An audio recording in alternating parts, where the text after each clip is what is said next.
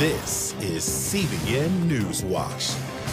Hello, everyone. Thank you so much for joining us for CBN NewsWatch for this Thursday, October 23rd, 2020. I'm George Thomas.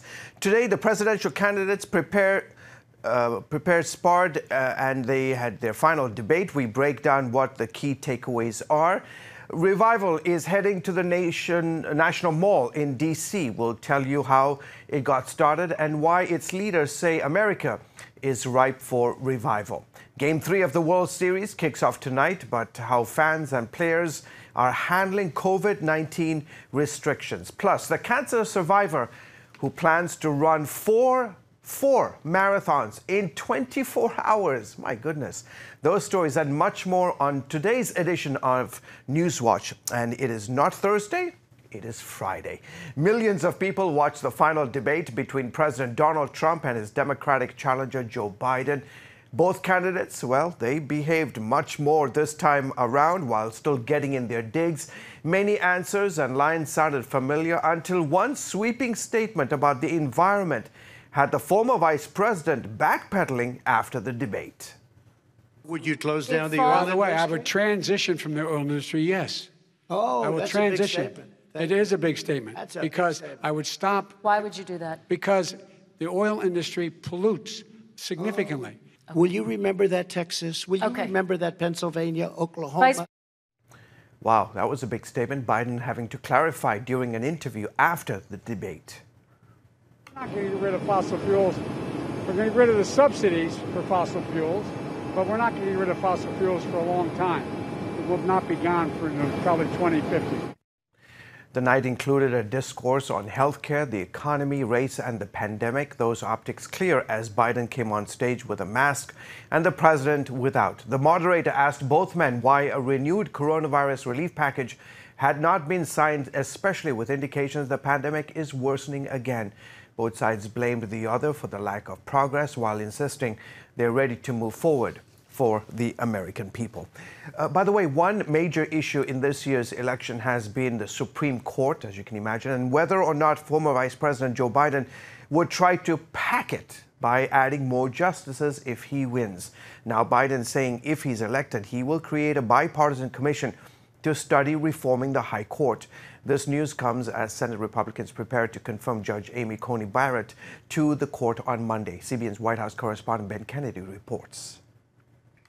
I will ask them to, over 180 days, come back to me with recommendations as to how to reform the court system because it's getting out of whack. The former vice president making those remarks to 60 Minutes following the ongoing controversy over packing the Supreme Court. The one thing I can say is that the real energy in the Democratic Party is to pack the court, is to expand it from 9 to whatever number they need to make it liberal. Biden said the commission's charge would be broader than packing the court, but that remains the key issue for Senate Republicans. Even Ruth Bader Ginsburg, who I greatly admire, had said that 9 is the right number. We have had 9 Supreme Court justices for now over 150 years. 9 has served us well. I know people are mad.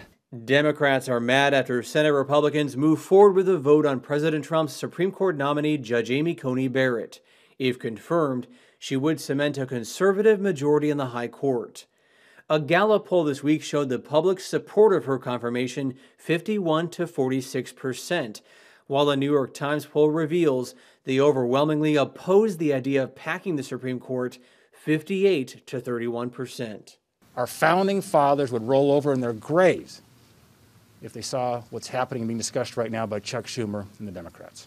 Now, Senate Minority Leader Chuck Schumer has said everything is on the table if they get the majority. But at this point, it's still unclear exactly what Biden would do. Ben Kennedy, CBN News. Thank you, Ben. A 19-year-old man was arrested in North Carolina who authorities believe had plans to assassinate Joe Biden. Alexander Treisman was first arrested back in May after employees at a bank in Kannapolis reported his abandoned white van in the parking lot. Police recovered guns and other explosive materials. A federal court order reveals tribesmen allegedly traveled within 4 miles of Mr. Biden's home after he had posted a meme online asking, "Should I kill Joe Biden?" The court order details a list of factors of possibly charging tribesmen for a possible act of terror. Right now, he's being held in jail on child pornography charges. The FDA has approved remdesivir for treatment of coronavirus infection. It's the first drug approved for treating COVID-19, although it has been under emergency use authorization since May. Studies found that the drug reduced the recovery time from 15 days to 10 days on average. Trial data shows that those who took the drug recovered 31% faster than patients who were given a placebo. It was recently given to President Trump after he tested positive for the virus. He has since recovered. Turning overseas, Saudi Arabia could soon be the next Arab country to normalize relations with Israel.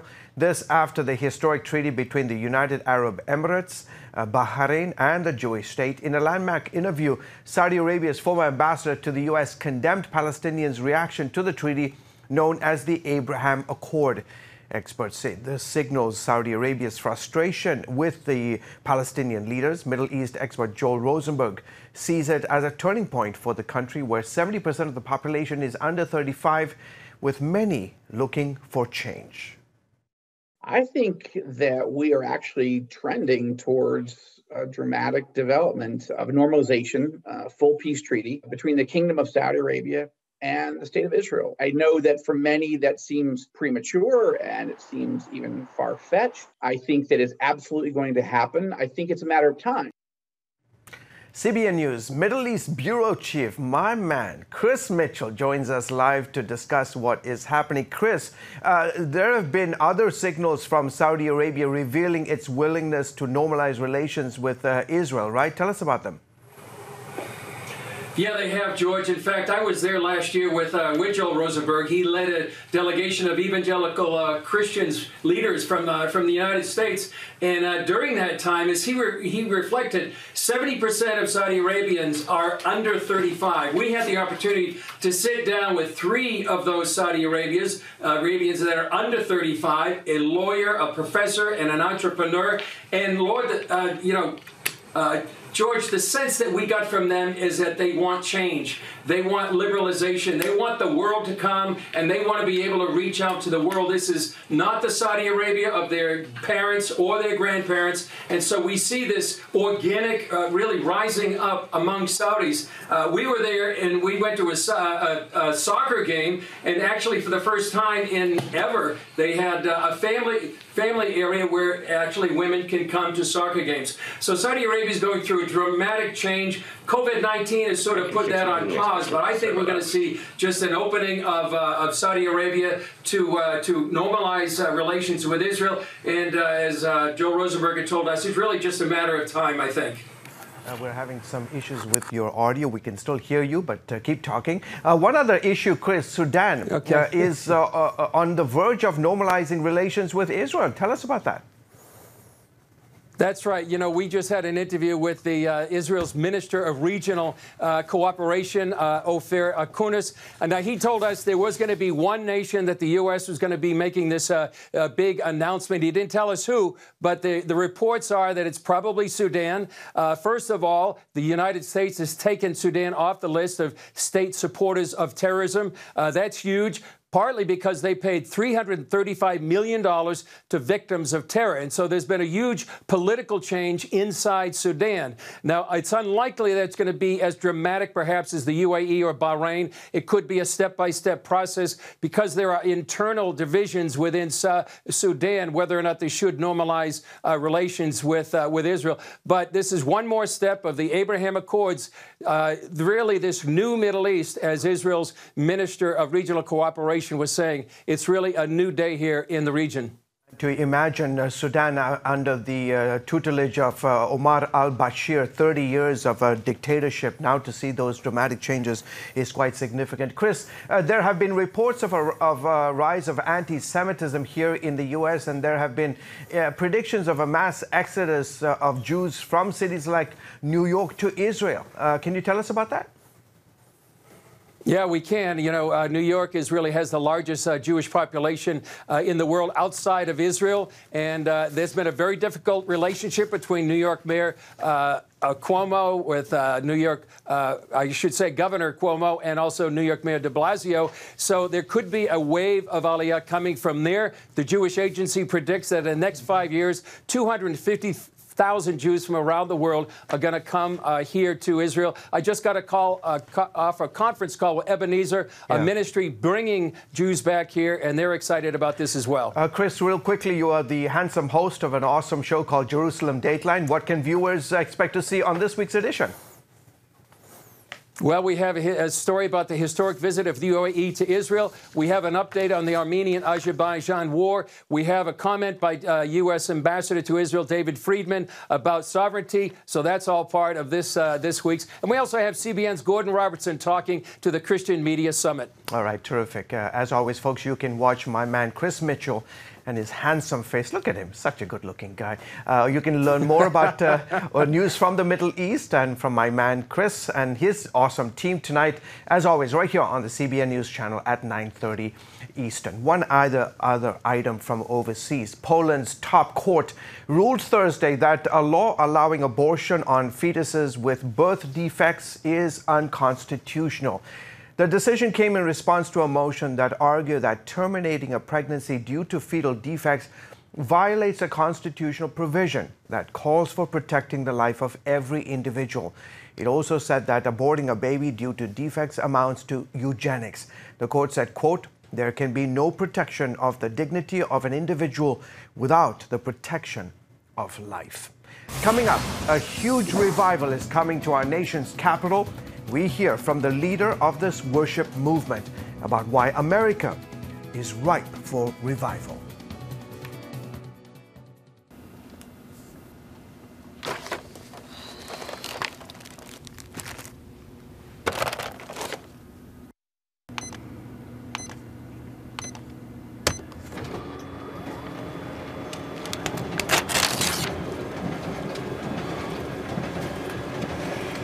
Life is better with a good night's sleep. Get your free DVD or booklet of Protect Your Sleep today. I'm Ephraim Graham, and this is Studio 5. Cruise with me as I discover the good things happening in the world of music, sports, television, and movies. The fact that Ryan Coogler was going to be directing the film, I knew that something special was going to happen. We'll chat with artists at the forefront of entertainment and explore the connection between popular culture and faith. I asked my pastor, I said, well, does that mean I'm supposed to be a preacher? He says, well, no, you already have a pulpit. Watch Studio 5, Wednesday night at 9:30. Remember for a moment what it was like to be a child. You believed every story you were told. You saw a world full of endless possibilities. What stories will the world's orphaned and at-risk children believe? We believe the Bible tells the only story truly worth believing. We believe that every child should have the opportunity to dream, the chance to take challenges and turn them into possibilities, the chance to stand on the promises of God, to recognize their place in the greatest story ever told. They have their whole lives ahead of them. Theirs is a world of endless possibilities. They are looking for a story to believe. We will tell them that story. Will you join us?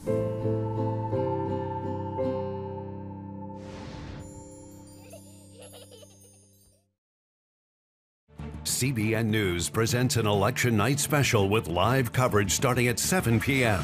Get updates on the campaigns, plus analysis on the shifting balance of power. Watch on the CBN News Channel or on the CBN News app. Folks, welcome back. You're watching the CBN News Channel. Another huge prayer and praise event is set to take place on the National Mall in our nation's capital in a few days. You may have seen it in a city near you. It's called Let Us Worship. Hundreds of Christians taking to the streets, praising, worshiping, and praying for one another. The result, salvations, healings, and even peace restored to some cities riddled with violence.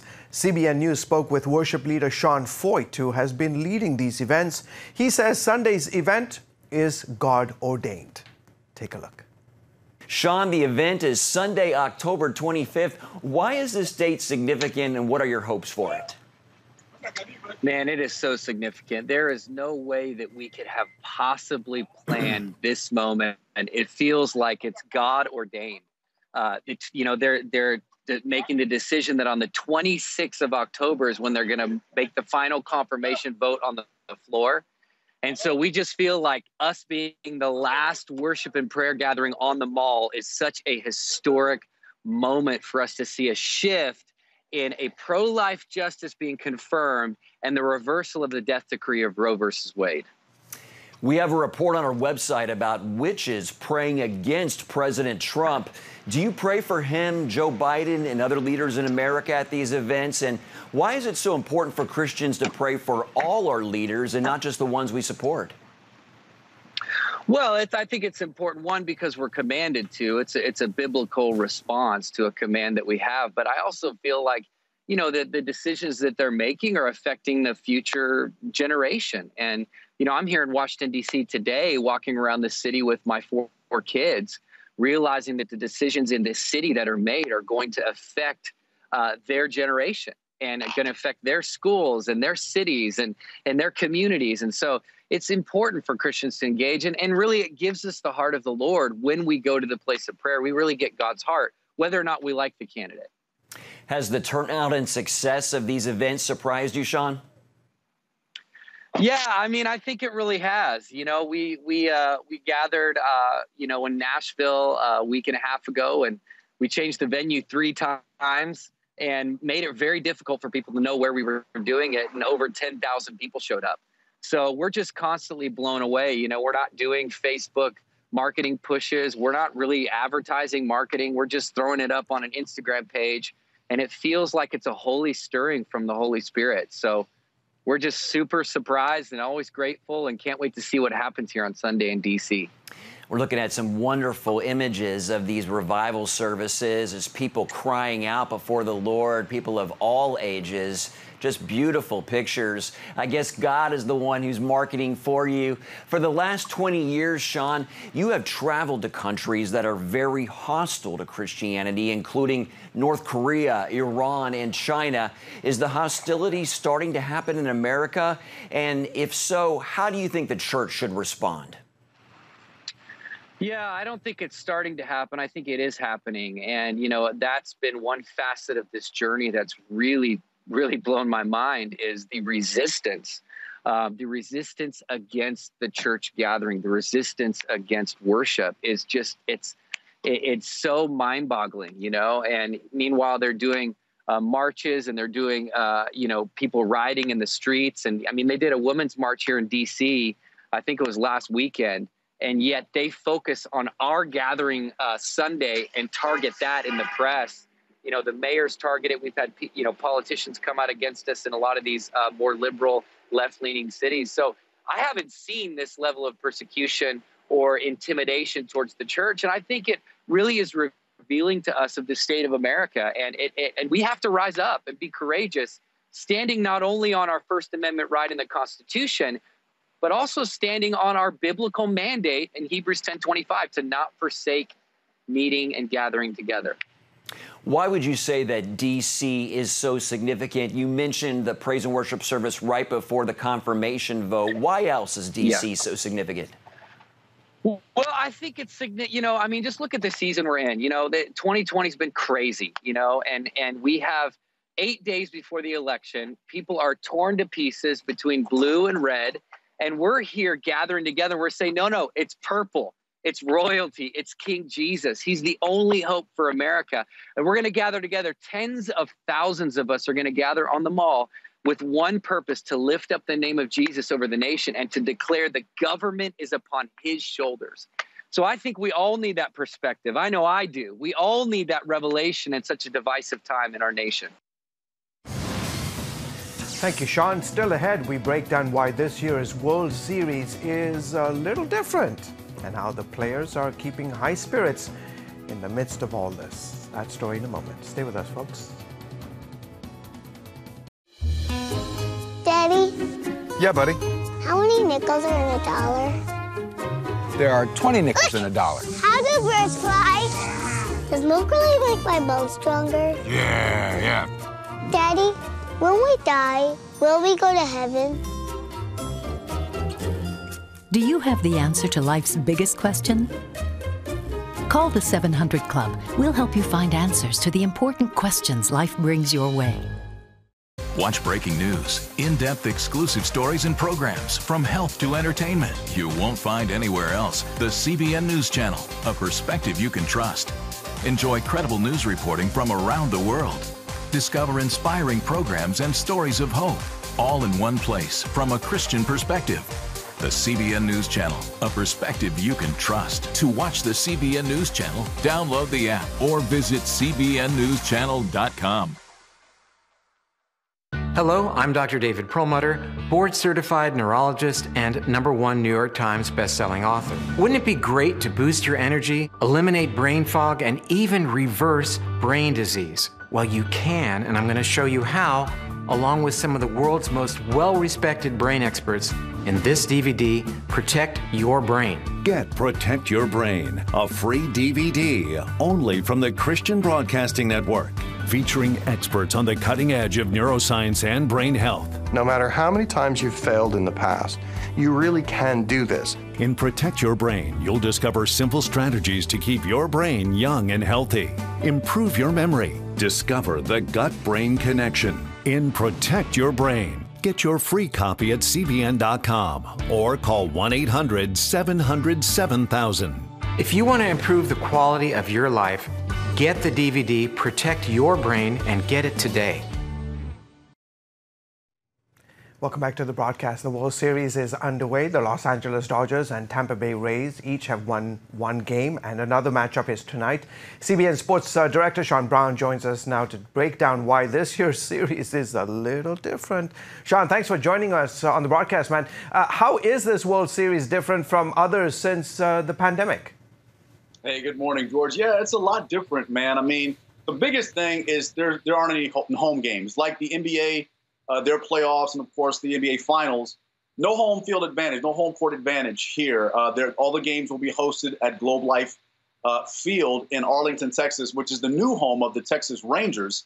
And I'm sure it's going to take some getting used to for each team. I mean, part of baseball is the home field, the home stadium. And every stadium sounds different. I mean, even from the roars, you go from silence to a big play, and the field the fans just erupt with just cheers and everything. And every field sounds different. I mean, it's depending on which field you're at, it sounds different. Tropicana Field sounds a lot different than Dodger Stadium. They're just different. But it takes some getting used to. Again, like the NBA bubble, all the games will be held here. Players are in quarantine hotels. Fans will be allowed to attend at about 25% capacity, which is good. The new stadium holds about a little over 40,000 fans, so 25% capacity leaves it at about 11,500. So at least fans will be in the stadium, and the players can kind of get some energy from that. And so a little different, but you get some baseball, and I'm really happy about that. And it seems to be safe.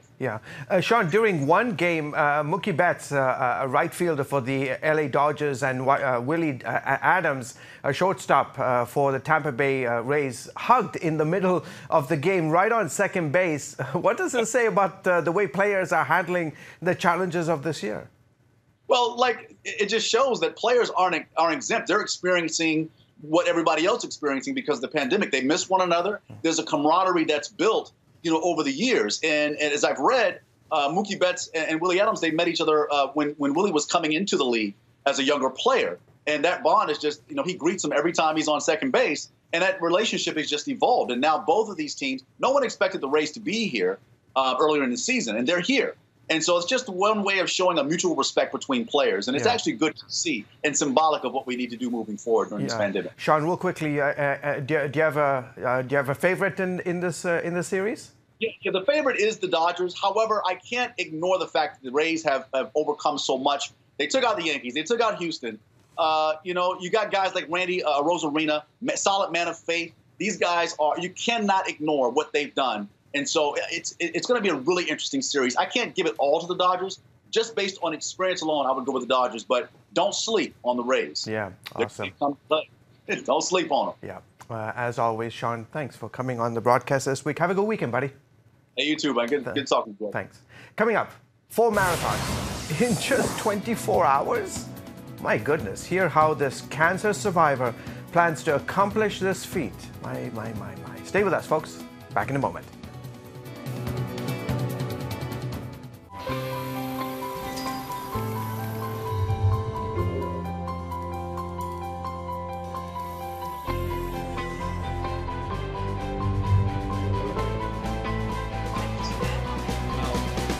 I am Regent's first ROTC graduate student.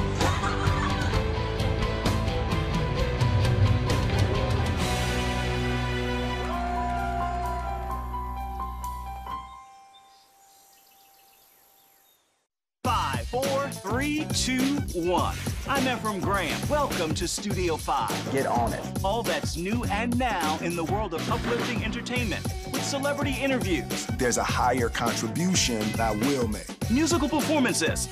I'll give you my best praise. Plus movie and TV news. See it and be uplifted. On Studio 5. Every Wednesday at 5 p.m. Eastern at cbn.com/Studio 5. How'd you like to get a redo on your health, on your body, on your arteries, so you could have the energy you had 20 years ago? The great news is you can. I'm Dr. Mike Roizen, chair of the Wellness Institute at the Cleveland Clinic. I've written 4 New York Times bestsellers. But even better than having to read all that, you can listen to this DVD and watch it. Protect your heart? Yes, you can. Here's how. Go to CBN.com or call 1-800-700-7000 for your free copy of Protect Your Heart. Let the medical experts show you their new discoveries on how to avoid heart disease and even reverse it. Easy steps to uncover the hidden dangers in your medicine cabinet, reduce stress, and get a complete do-over for your health. Call 1-800-700-7000. That's 1-800-700-7000. Or go to CBN.com to claim your free copy of Protect Your Heart.